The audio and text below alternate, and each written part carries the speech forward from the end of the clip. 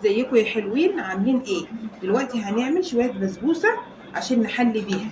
ابو حازم عاوز بسبوسه عشان نحلي بيها. دلوقتي هنعمل ايه؟ هنجيب ايه؟ نص كيلو دقيق من السميد، وهنجيب صينيه اهيت فاضيه هندهنها بحبه زيت، هنجيب نص كوب من السمنه، وهناخد معلقتين من بيكنج باودر وكوبايه زبادي، وهنحطهم على بعض. هنروح نعمل الشربات ونرجع لكم تاني.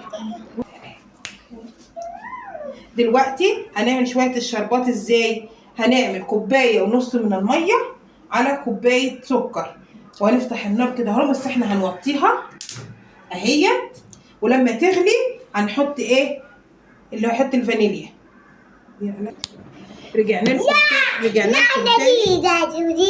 رجعنا لكم تاني وهتحطي بقى ايه معلقه ايه تحطي معلقه جلوكوز وايه ومعلقتين جوز الهند، ومعلقه جلوكوز ومعلقتين جوز الهند. بس انا مش هحط معلقه جلوكوز لان ابو حازم ما بيحبش السكر الكتير، فانا مش هحط معلقه جلوكوز، هحط معلقه سكر بس واحده. هتضيفي بقى او نحط الزيت.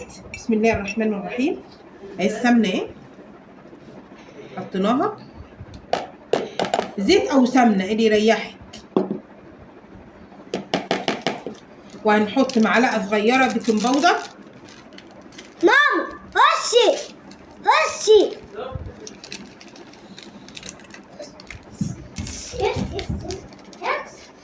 هتحطي معلقه صغيره بيكنج باودر اهي بس كده، وهتحطي كوبايه الزبادي. اهي كوبايه الزبادي، وتقعدي بقى تقلبي فيهم، بس ما تقلبيش قوي عشان خاطر ايه بلاش تقلبي قوي.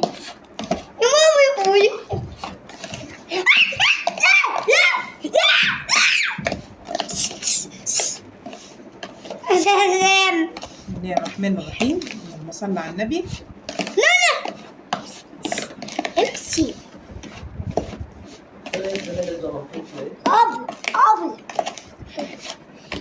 حلو قوي.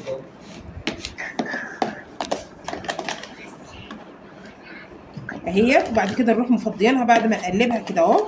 نروح حاطينها فين؟ في قلب الصينيه اللي احنا دهناها بالزيت اهي. اهي بسم الله الرحمن الرحيم.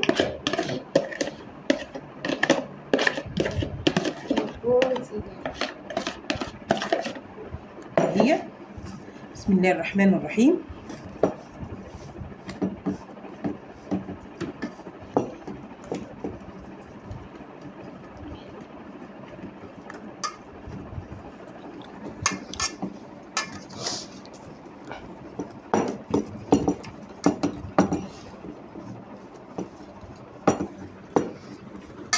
اهي نعملها بايديا اهيت.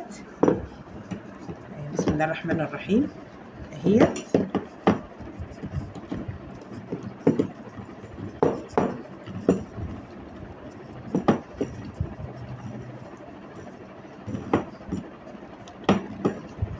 بس وبعد كده تروحي عاملاها كده اهو. بعد كده نحطها في الفرن ونرجع لكم تاني.